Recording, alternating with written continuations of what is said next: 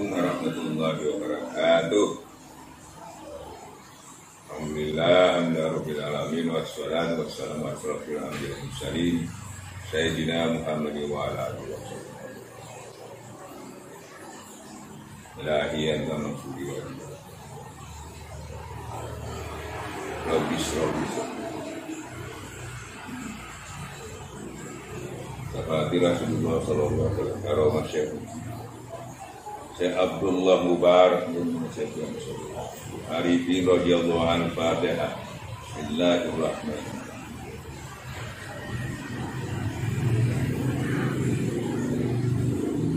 Yang kami cintai guru kita Kang Esa Apa dan segenap keluarganya dan seluruh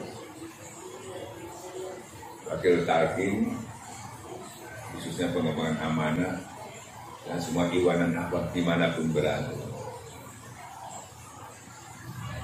Alhamdulillah hari ini mungkin kami sedikit akan menyampaikan informasi masalah perjalanan. Selama ini kita ingin mengadakan musyawarah wakil talqin untuk supaya kita bisa bertemu sesuai dengan anjuran bangsa Abah sebetulnya. Jadi Abah itu menganjurkan pertemuan wakil talqin supaya kita bisa berkonsultasi, ya, sering memberi, sering mengingatkan, itu perintah Abah. Jadi Abah mengadakan istilahnya ajang silaturahmi. Dan itu perintah Allah dan Rasulnya.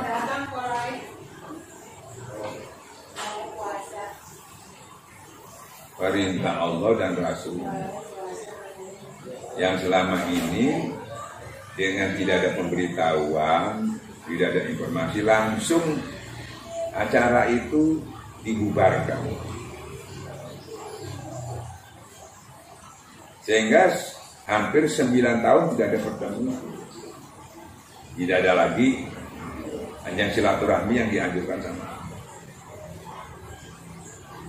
Kita juga heran-heran kenapa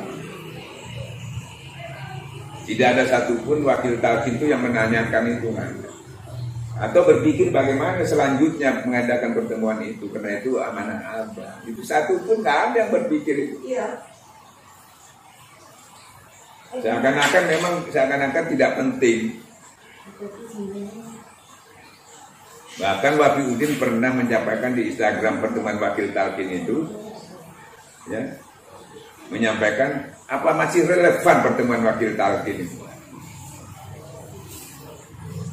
Apa masih relevan pertemuan wakil talqin yang diperkasih apa? Mau relevan kan kalau tidak dijawab oleh Ustaz Suri. Mau relevan mau enggak ke itu karena amanah Abah, ya kita samina kita laksanakan. Tidak mungkin Abah menyuruh itu kalau nggak ada kebaikannya di dalamnya.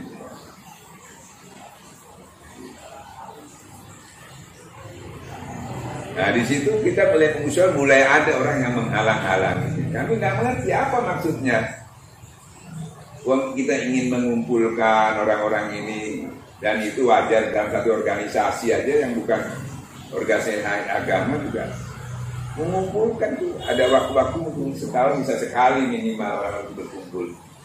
Di Muhammadiyah ada majelis tarjeh, di NU ada Basul Masyair, untuk berkumpul membicarakan sesuatu yang mungkin hal-hal yang sangat penting yang belum disepakati.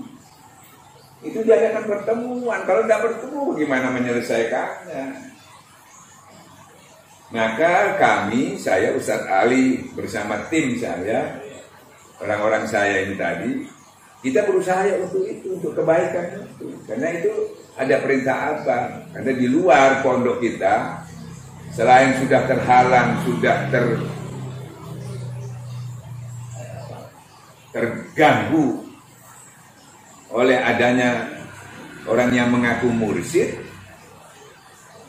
dan sudah berapa mengangkat talqin yang sudah berpuluh wakil talqin, ya kan?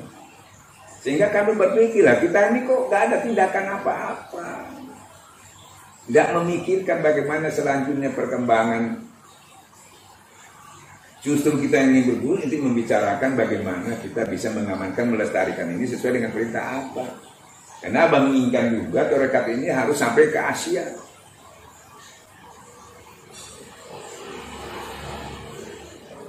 Ini orang ini yang mengaku mursyid sudah sampai ke Asia, lebih sampai ke Afrika. Kita masih mau berangkat ke sana, baru melangkah sudah dihadang, dihalang-halangi. Yang kayak ke Asia, mau berembuk aja sudah dihalangi. Mau sampai kemana itu langkah kita? Ya ini. Kami berpikir ke sana. Mungkin yang lain tidak berpikir. Buktinya tidak ada keinginan untuk berunding. Jangan sampai berpikir. Kita yang berpikir aja, kita aja nggak mau, cuek aja semua. Saya nggak ngerti. Selama pasca Abah meninggal ini, Masya Allah. Dari situ baru kelihatan, ada hikmahnya juga. Baru kelihatan mana yang serius, mana yang main-main, mana yang sungguh-sungguh, mana yang punya kepentingan, mana yang pura-pura. Kelihatan.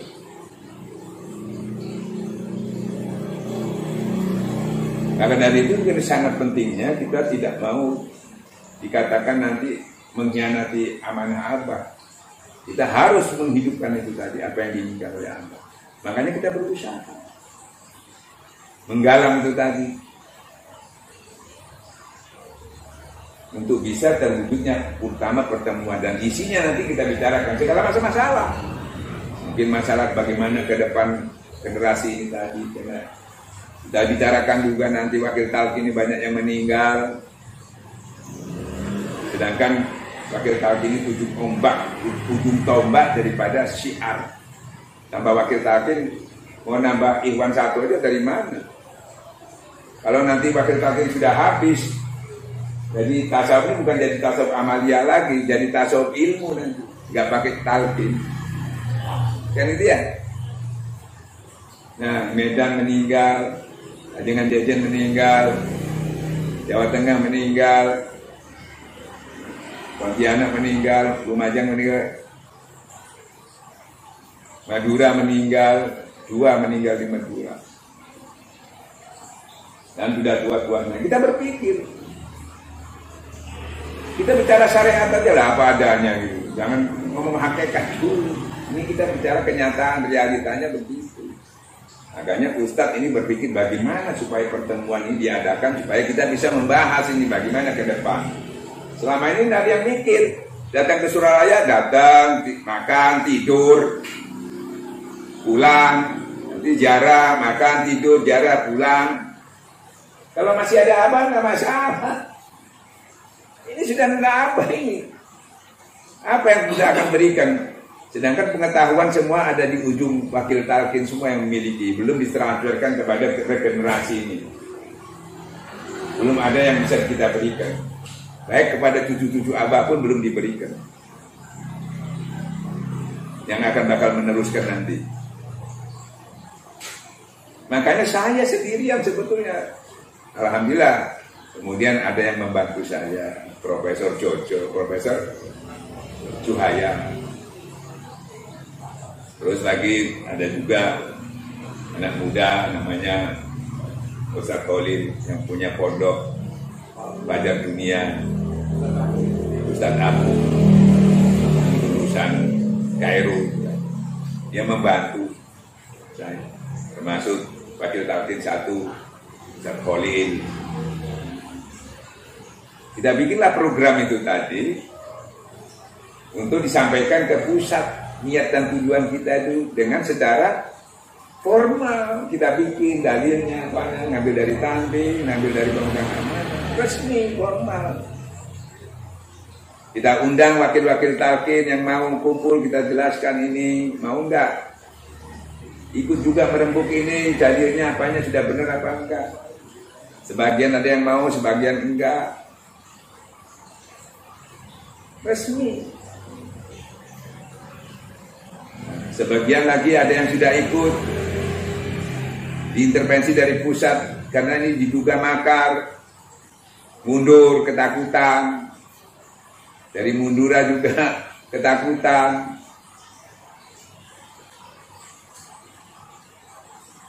Dari Cianjur sudah oke, ketakutan mundur. Apa yang ditakuti? Cuma pertemuan yang takut. Dan ini pembahasannya untuk kepentingan Suralaya, kepentingan Iwan, bukan kepentingan Ustaz.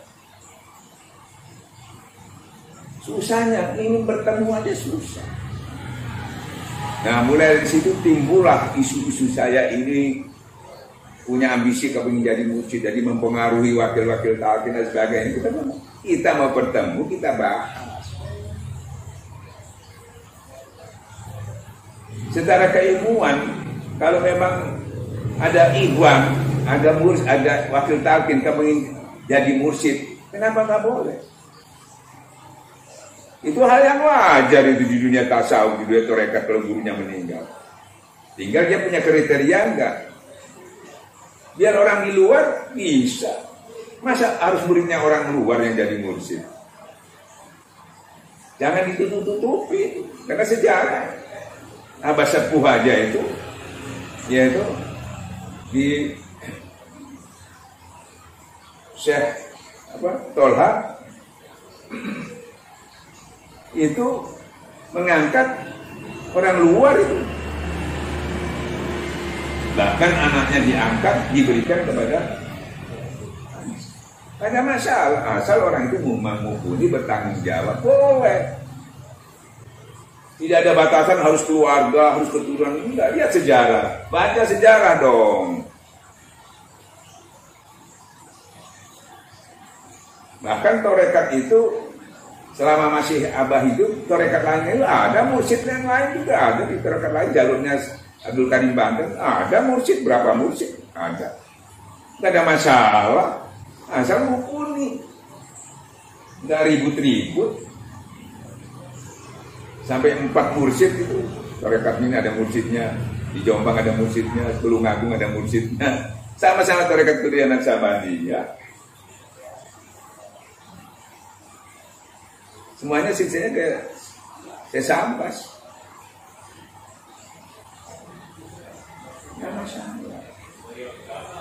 Nah, kita berupaya karena Abah sudah meninggal, bagaimana kita supaya lebih bersatu, karena ada pesan Abah watasimu supaya nggak pecah belah.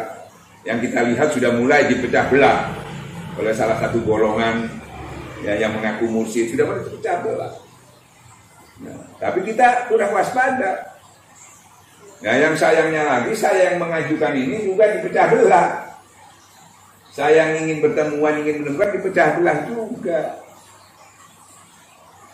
Bagaimana mau kita jadi bisa maju? Padahal yang mengaku mursyid sudah maju sejauh ini, kita bukan maju malah mundur. Tempat-tempat binaan saya ya tuh di Kalimantan, di Madura, di Mojokerto, Malang, Kalimantan dipecah belah semua. Padahal apa nyuruh apa? Watasimu. Dipecah belah. Lupa, itu Iwan yang di Morotewe, sak wakil talqinnya semua. Banjarmasin, Makassar, Madura, semuanya itu saya diberi abad 17 wakil talqin itu untuk membina. Selama 25 tahun alhamdulillah terkumpullah orang-orang itu untuk bisa mengamalkan di Ambon. Itu hasil kerja tim saya itu. Dan hasilnya dibuktikan setiap tahun itu dibawa ke Suralaya. Ini loh gurumu di sini, pondok pesantren pusatku di sini. Bukan saya. Saya cuma petugas aja melaksanakan amanah Abah. 27 bis 1.700 orang kita bawa. Bukti kerja. Itu bukan waktu yang singkat. 25 tahun, 21 tahun. Dengan harta dan jiwa, lapang dan sempit kita laksanakan. Tahu-tahu datang ke sana 1 jam aja orang-orang pusat diporak-porandakan, dipecah belah semua, termasuk Madura, termasuk Malang, termasuk Makassar, Bali. Siapa yang lebih jauh? Kita mau menyatukan, malah kita dikatakan tidak bersyukur. Nah, ini kita adakan pertemuan supaya jelas siapa yang salah, siapa yang benar, yang tidak mau juga. Terus maunya apa? Nah, tapi kita nggak pernah mundur karena kita punya dasar juga dari Abah Sepuh, jangan berhenti walaupun disakiti. Kita jalan terus, dan kita yakin kebenaran itu pasti akan ditolong sama Allah. Kezaliman itu pasti akan dihancurkan. Ada wasit di atas ini. Ya, boleh ada yang berkelak, dia benar boleh. Seperti saya contohkan main bola itu, kita ditendang sama orang lain, kita jatuh, dia ikut jatuh juga. Berarti dia nggak mengaku kalau dia nendang kita, ya. Bertengkar pun kita ngotot, nggak mau ngaku kalau dia yang salah nendang kita sampai kita jatuh. Tapi jangan lupa ada wasitnya, prit. Nah, nanti wasitnya ngomong, kamu diprit bisa keluar kamu dari arena itu. Hati-hati. Apa kami tetap bersabar karena kita percaya nanti wasit yang memutuskan, bukan kita yang memutuskan. Dan kita terus mengatakan semua.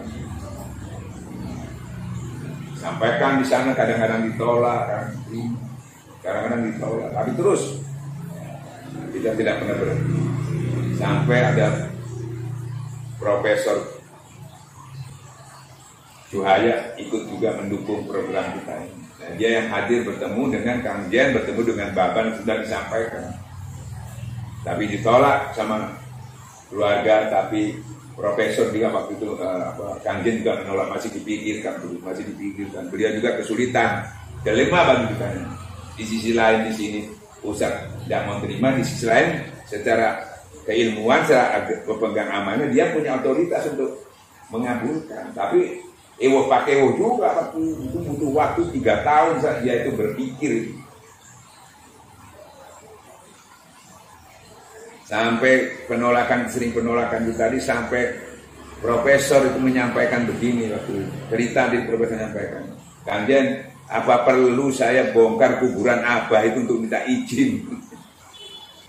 Jadi makanya alhamdulillah akhirnya Kang Jen juga memberanikan diri memberi keputusan itu.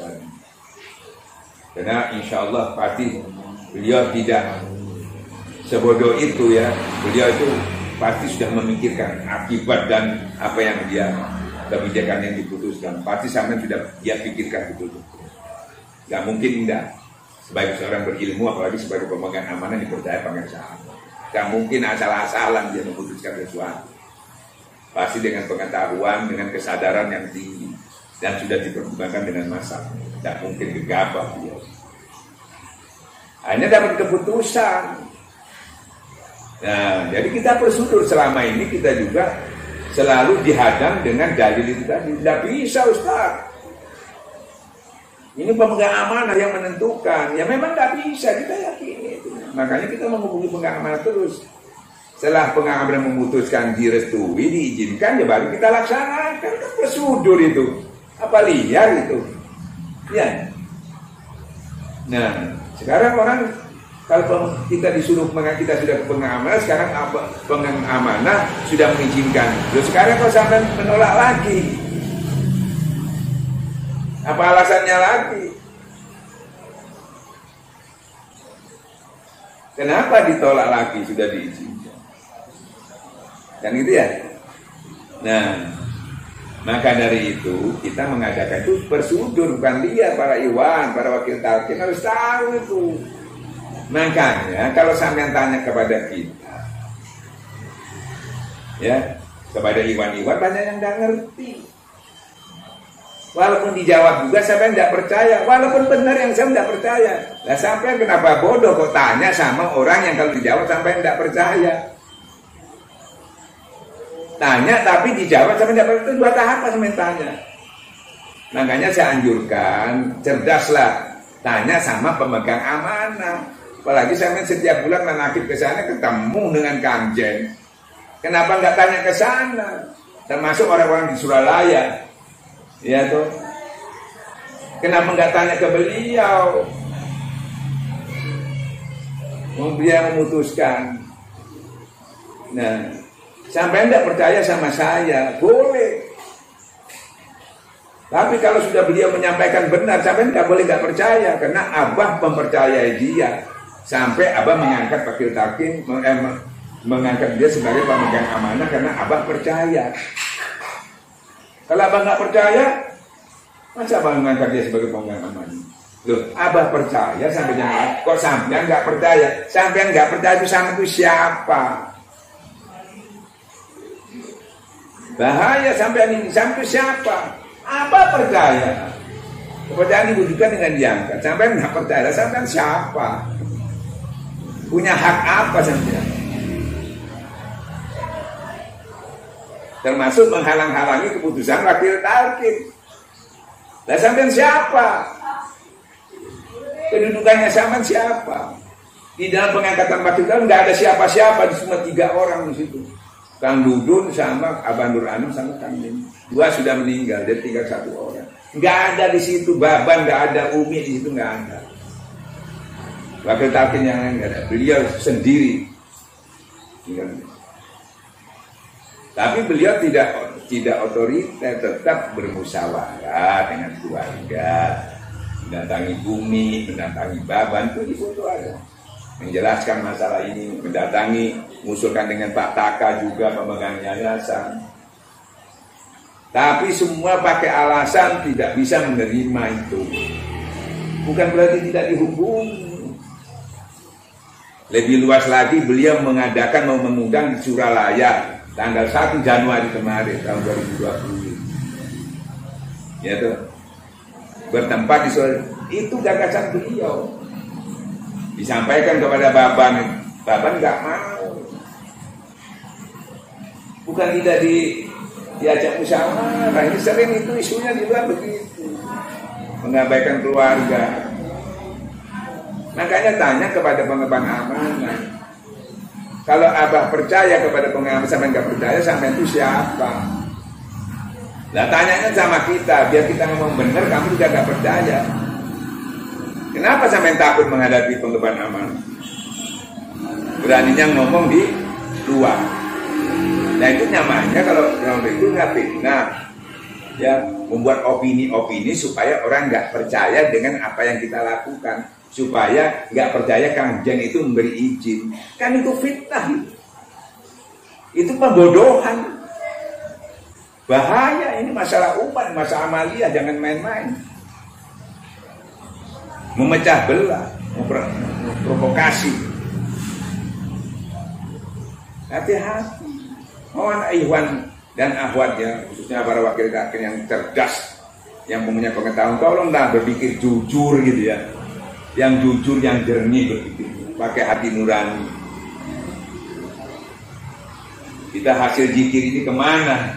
Kita tidak bisa membedakan lagi yang hak dan batil. Hasil zikir kita tuh kemana? Gitu. Ini perlu ditanyakan ini.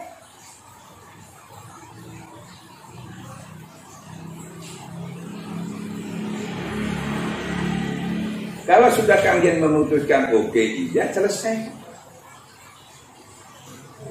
Yang merintah pemegang amanah, jadi kepentingannya untuk siapa? Untuk Suralaya, bukan untuk Ustaz ahli, bukan.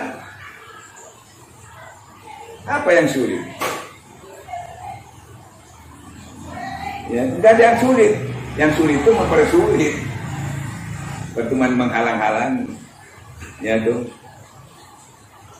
Bahkan yang sudah ikut aja ditelepon, diintervensi, jangan ikut. Ini ajarannya siapa? Siapa yang lebih zalim? Masya Allah, Masya Allah. Tolonglah cepat-cepat bertobatlah. Orang-orang yang mempertahankan kebenaran tapi tidak, ya kan, memaksakan mengikuti hawa nafsunya, ya, tega-teganya mengadu domba memecah belah ikhwan yang sudah kita bina berpuluh-puluh tahun. Cek tego-tegonya. Bahkan efek daripada usulan saya, efek daripada saya menyampaikan ini tadi, kebaikan ini tadi, saya sendiri sampai dicoret, tidak boleh ceramah di waktu manakib jadwal saya itu dicoret 3 orang wakil talqin Jawa Timur, termasuk saya, Ustaz Ucaki, sama Ustaz Zuhri. Tidak ada pemberitahuan kenapa langsung dicoret, tidak boleh ceramah. Ini kan sebetulnya saya ini bukan ikhwan baru, 45 tahun. Buat dipanggil dulu, tabayun dulu. Ini pakai jurus apa ini? Apa yang dipakai di jurus Quran hadis kan bukan itu, jurus hak nafsu. Akhirnya Iwan kan bingung, kasihan Iwan itu yang nggak tahu apa-apa dilibatkan. Masya Allah, Masya Allah. Ya, jadi harus tahu ini prosedur jelas, ya, diizinkan. Jadi jangan coba-coba menfitnah ini lihat.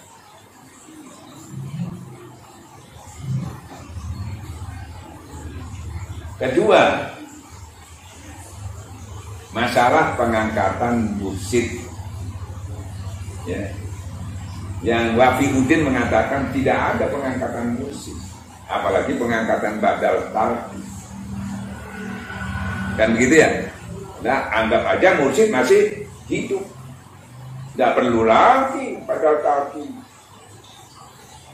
Nah, barang siapa mengatakan abah itu meninggal, maka putus kita ke abah. Secara syariat memang meninggal, secara hakikat enggak. Makanya kalau kita bicara 2 pengetahuan dong. Secara zahiriyah tetap sejarah membuktikan ada mursyid pengganti. Sejarah itu, apa Anda mau menghapus sejarah? Kalau memang tidak ada, kenapa? Ya, sampai di Sesambas saja. Kenapa Sesambas mengangkat berapa mursyid? Bahkan Setolha mengangkat Abah Sepuh. Kalau memang itu ruh-ruhnya bisa nalking, kenapa diadakan yang wujud? Kenapa mengangkat Syekh Abdul Karim Banten? Kenapa mengangkat Abah Sepuh? Kenapa mengangkat Abah Anom? Suruh aja ruh-ruhnya itu yang nalking. Kalaupun ada ruh itu menalkin, sifatnya itu spesial, ya, tidak umum sifatnya. Itu bukan orang datang minta talqin, secara ruh itu menghadirkan abah minta talqin, tapi abah sendiri yang datang menalqin orang yang dikehendaki tanpa diminta. Karena itu pernah kejadian di Surabaya, termasuk adik saya.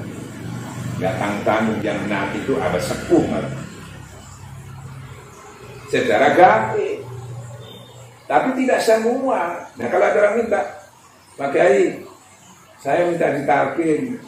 Wah, Abah sudah meninggal, tunggu aja ruhnya saya undang dulu datang untuk menalqin. Mah begitu?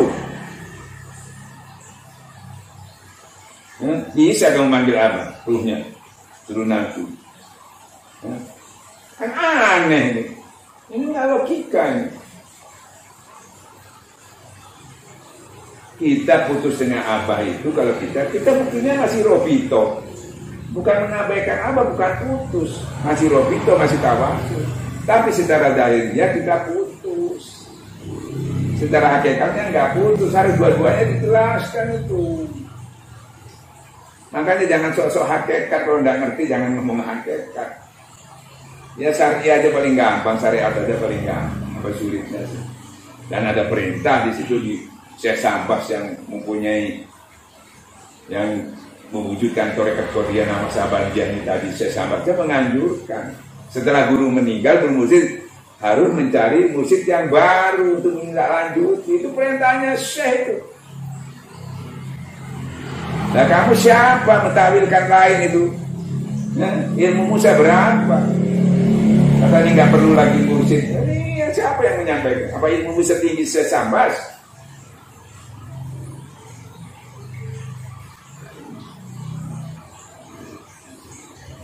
Ini kalau mati semua wakil talqin, nggak perlu baca talqin, biar nanti ruh-ruhnya aja yang datang turun talqin semua. Nggak ada bedanya nanti mana yang hantu, ya mana yang jin, mana yang malaikat, mana yang setan, sudah nggak tahu nanti. Hati-hati masalah gaib itu, kata pengen-sahabat pada saya. 1000 yang gaib, 1 yang benar aja untung, harus selektif. Abang nggak suka ngomong gitu-gitu, ngomong apa aja. Setahu saya. Nah, saya bisa menghujahnya karena apa? Secara realita, bukan secara dalil lagi. Ya, harus dengar baik-baik wakil talqin yang ikuti, termasuk Wafi Udin. Di situ ada dengan Jejen masih hidup. Terus lagi satu Arif Ikhwani ada, Amin juga, Ustaz Amin itu semuanya ada komplit. Pertemuan itu hampir 40 lebih wakil talqin itu beristihad. Perprakasanya pertama itu, yang prakasanya utama itu Profesor Tafsir, Profesor Juhaya, termasuk bawahnya Wafi Udin dan seterusnya. Itu menyatakan malam itu setelah wafat Abah meninggal itu,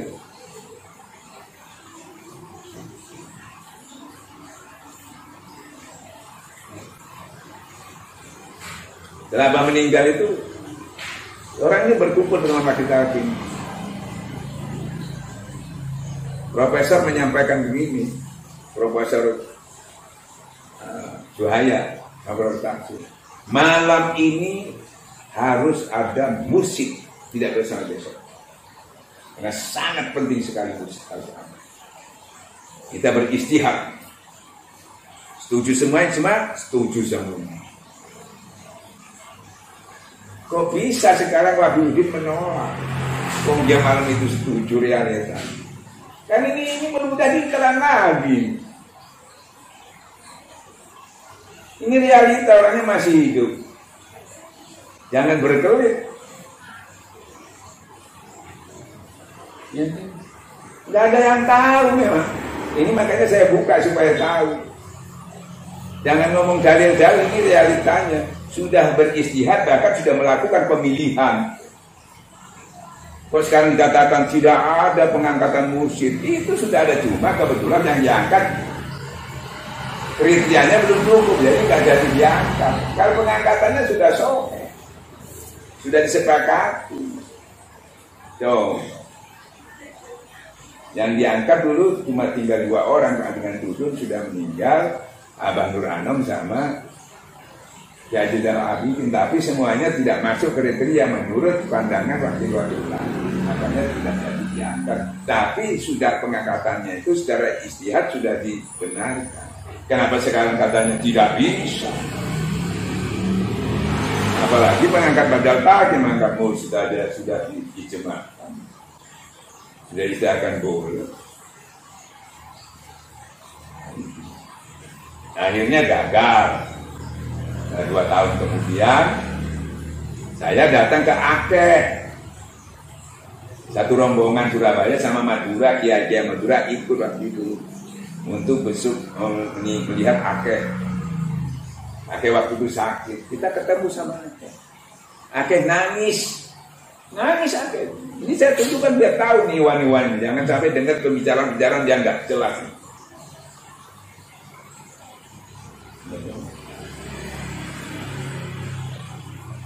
Membicarakan yang isinya itu menyesatkan. Ini kita bicara ini ada bukti, ada saksi gitu loh. Aceh nyampaikan, saya ini sakit gara-gara mikirin mursyid. Saya ini sakit gara-gara mikirin mursyid. Ya kan?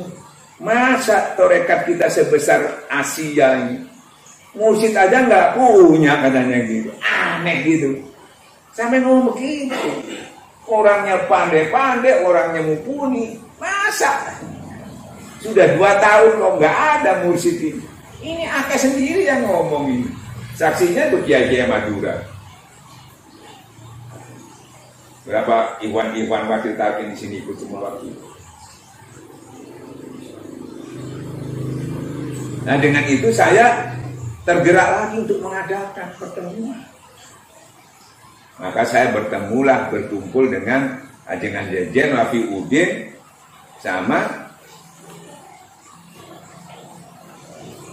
Pak Arif. Ngomong-ngomong, itulah sampai yang maju, saya bilang gitu. Untuk menyampaikan lagi. Setelah beliau menyampaikan, dah caranya gimana saya nggak tahu, tak tahu dia datang, Ustaz angkat tangan. Nggak sanggup kita sudah menghadapinya, maksudnya babas. Saya serahkan sama sampean Ustaz Ali, itu berada di belakang di rumahnya Pak Bambang waktu itu Sularanya. 3 orang ini datang demi Allah menyerahkan itu untuk supaya saya menindaklanjuti pengangkatan mursyid. Nih 3 orang yang menolak sekarang ini. Dia justru yang menggagasi saya, menyuruh saya untuk mengangkat mursyid. Saya termotivasi dari Akeh juga menyuruh. Bukan saya bertindak asal-asalan. Akhirnya oke, saya terima. 3 orang ini nggak berani maju lagi sudah. Kita kumpulkan semua lagi. Keluarga Abah Mubarok, keluarga Abah Anom, semua kumpul. Dan 3 orang ini nggak mau ikut. Sudah angkat tangan. Jadi saya memakai, ada Amin Banten, ada Profesor Juhaya, ada Ustaz Majuki. Nah di situ juga ada Ustaz Sandisi, ada Kang Aa di dalam situ, ada pemegang amanah, ada di situ juga ada sekretaris yayasan, komplit lah di situ. Semuanya ada di situ. Penuh itu tempat ruangan apa di madrasah. Mulai saya menyampaikan sesuatu, apa yang saya sampaikan.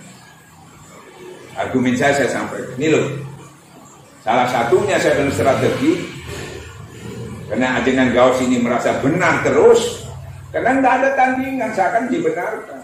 Maka saya tidak akan lagi mengadakan kriteria, nggak ada yang cukup, nggak selesai. Ambil sistem Jawa Timur aja. Kiai Jawa Timur itu kalau mursyid anaknya bapaknya meninggal, anaknya langsung diangkat jadi mursyid bisa. Jadi nggak sulit dan nggak ruwet, pakai sistem Jawa Timur aja saya bilang gitu. Kita menginginkan itu supaya cepat. Kita mau mengangkat keluarga Abah supaya nggak rame. Kalau ada yang di luar nanti mursyid ribet. Lebih baik kita ambil di dalam supaya kita tetap fokus pusatnya di sini. Walaupun katakan ada mursyid di luar yang punya kriteria, harus hadiahkan kepada pusat supaya nggak ramai, supaya nggak pecah belah. Strategi saya begitu. Contohnya ada saya bilang itu. Setolha itu mengangkat anaknya, tapi anaknya nggak mumpuni, diserahkan kepada Abah Sepuh. Itu dari dalam keluar aja bisa. Apalagi kita dari luar, banyak ada musik dulu kita kasihkan ke dalam. Ini yang dari dalam musik diangkat oleh ayahnya, diberikan kepada Sepuh, keluar bisa. Karena beliau mumpuni, dia pakai diserahkan pada Abah Sepuh. Itu sejarahnya begitu. Dan cerita itu Baban juga yang menyampaikan kepada saya. Kita ingin selamat supaya nggak rame, kan gitu ya. Nah kalau diangkat salah satu keluarga Abah kan selesai Pak. Setuju semua Pak. Keluarga Abah Mubarok, Abah Sepuh setuju semua. Ada tokohnya saya nggak tahu siapa namanya. Ustaz terima kasih Ustaz.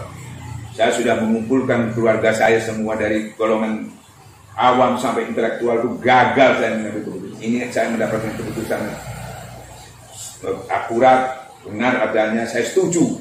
Siapa saja yang diangkat jadi mursyid saya setuju. Setuju semua. Terima kasih semua orang. Tahu-tahu ujungnya,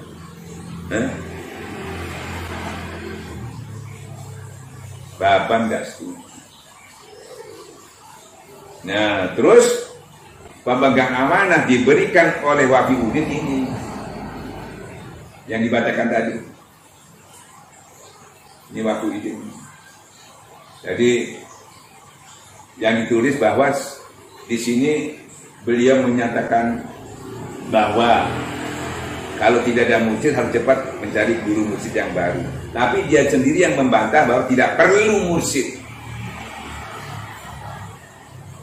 Karena secara hakikatnya mursyid masih hidup. Jangan bicara hakikat. Jadi nggak perlu, kan masih ada wakil talqin lagi. Jadi orang-orang ini tadi, ya nggak hadir, cuma kirim ini aja. Yang baca, ini saya saksi, maka saya simpan.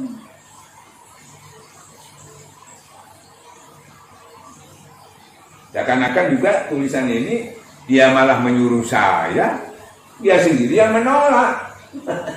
Kan lucu ini. Dia menyuruh saya, Ustaz, kami sudah mentok, tolong sampaikan. Itu saya masih ingat tuh. Maka tak kasih sarung satu-satu. Apa? Jadi ingat gitu.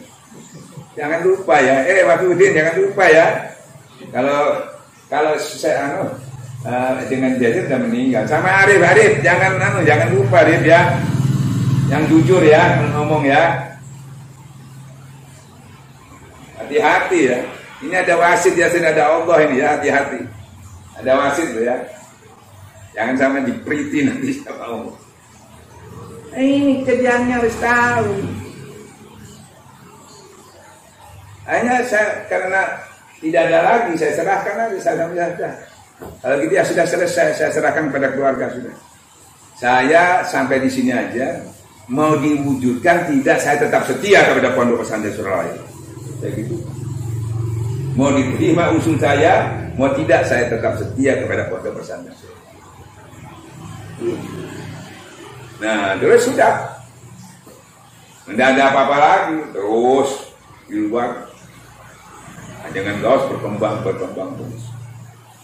Nah, mulai ada menyudutkan saya. Ustaz mengaku mursyid lah, Ustaz begini, Ustaz ngangkat wakil talqin, macam-macam. Ustaz menguasai Indonesia bagian timur, mulai isu dimunculkan.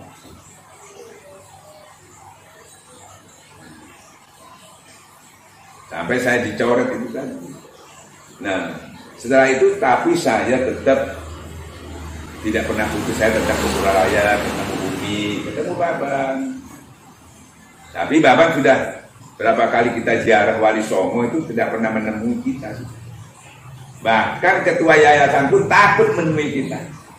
Bahkan kunci pondok, kunci makam pun kita nggak boleh masuk, dibawa kuncinya itu nggak boleh masuk. Sampai sekejam itu. Sampai saya pernah bertanya sama Bumi, sama Bapak Bumi, saya ini pengkhianat apa enggak? Emangnya saya pengkhianat? Saya 45 tahun di Pondok Pesantren. Saya buktikan hasil kerja saya di daerah, saya bawa sekarang 1.700 orang dari Ambon, dari Makassar, itu hasil kerja saya. Sekarang didatangi, diporak-porandakan, dipecah belah. Kita yang berdarah-darah, kita yang membina, kita yang mengasuh 25 tahun. Ya toh, itu Iwan kena tidak pernah dikunjungi sekalipun oleh pusat.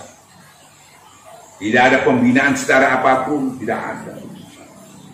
Tahu-tahu datang ke Salik sekali-sekali, timnya itu tadi langsung memporak-porandakan, dipecah belah semua tempat-tempat saya. Sambil mengisukan bahwa Ustadz itu sesat. Ustadz itu sudah tidak seakidah, jangan diikuti. Barang siapa datang ke Ustadz, dia sudah tidak diakui murid abah. Sampai sekejam itu. Kan orang banyak nggak tahu. Tamu-tamu yang kesini dijegal, tidak boleh datang. Bahkan yang sudah bisnya sampai di depan saya pun tidak berani turun datang ke pondok saya.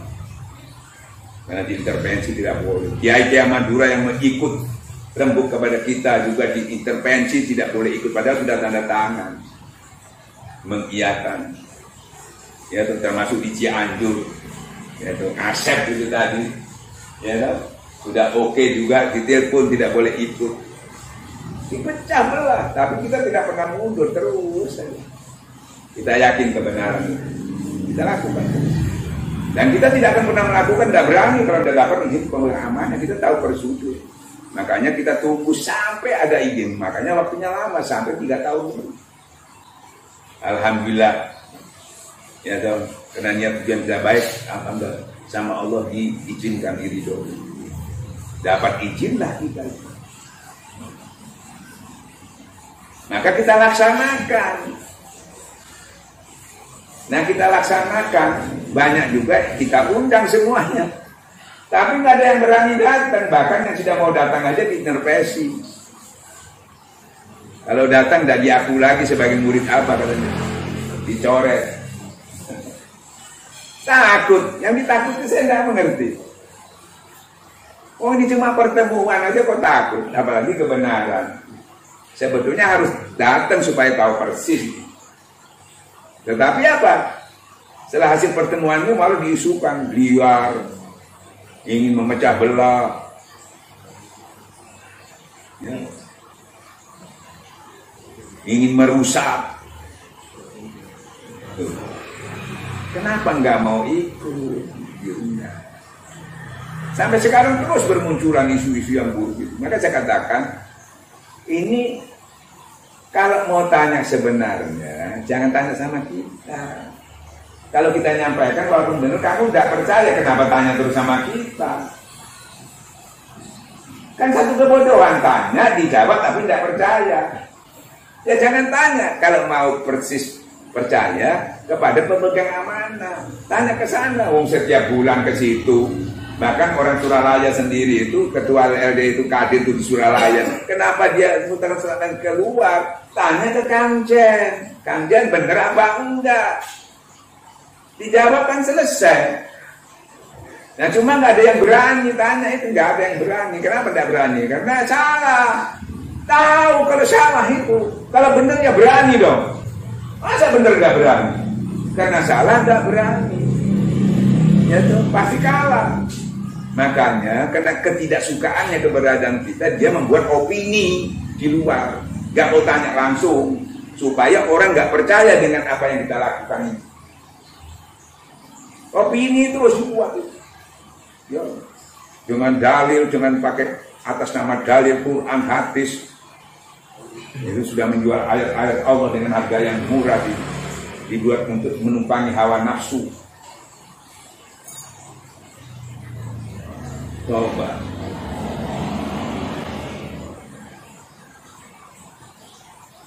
Kenapa tidak tanya langsung ke Kamjen? Tanya ke sana, selesai.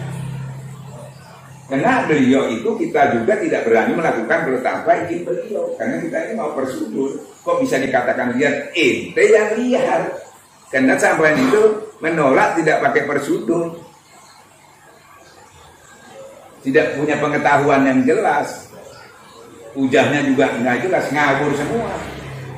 Kita ada dasarnya, ada dalilnya, ada riwayatnya, formal, dikaji juga dulu.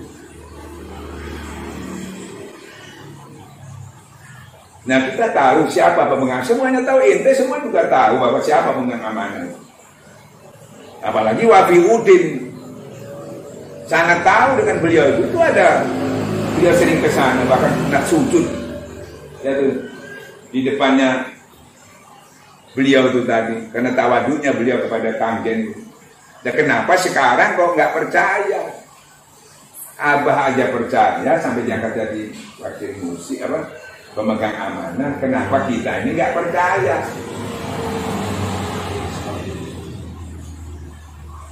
Nah, makanya para ikhwan, para wakil takin ya, supaya nggak bertele-tele, jangan tanya kepada kita lagi.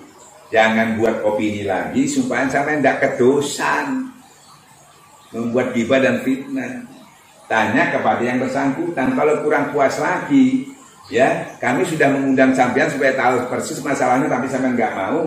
Bikin lagi undangan, kita diundang, saya datang, nanti saya jelaskan. Kalau kurang jelas lagi, apa sulitnya? Sampean bikin undangan, kumpulkan wakil talqin, ya, atau seluruh ikhwan boleh. Nanti saya datang.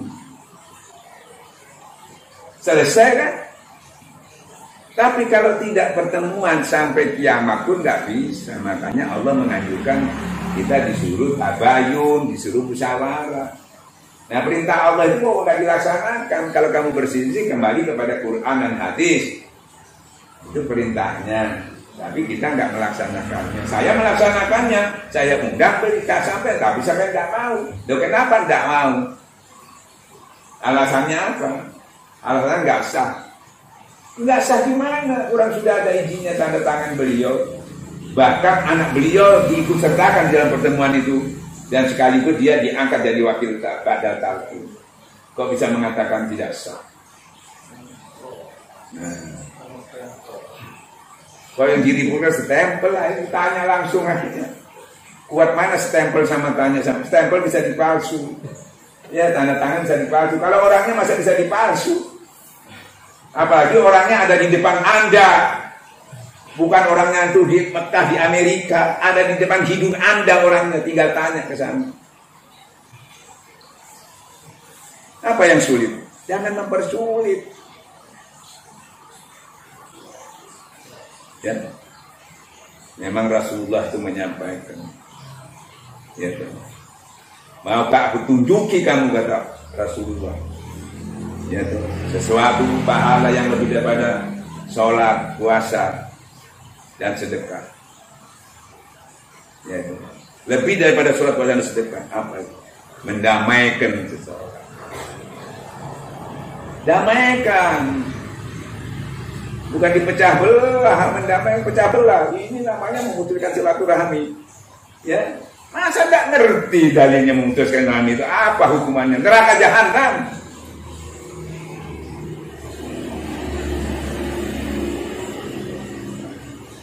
Kita selalu menyampaikan mukadimah kita watasimu. Hati-hati. Barang siapa menyampaikan sesuatu tapi dia tidak melaksanakannya, maka Allah paling murka pada orang ini. Tolong ini didengar para ikhwan, para bapak-bapak. Cobalah dengan hati yang jernih, akal yang sehat dengan jujur, supaya yang kita cintai Pondok Pesantren Suralaya ini bisa kembali seperti sedia kala, tidak ada pindah, tetapi di situ kita bisa berkumpul dengan mengutamakan kasih sayang, sama-sama menghidupkan apa yang dia amanahkan, atau mengamankan, melestarikan dan mengamankan. Itu menjadi cita-cita kita.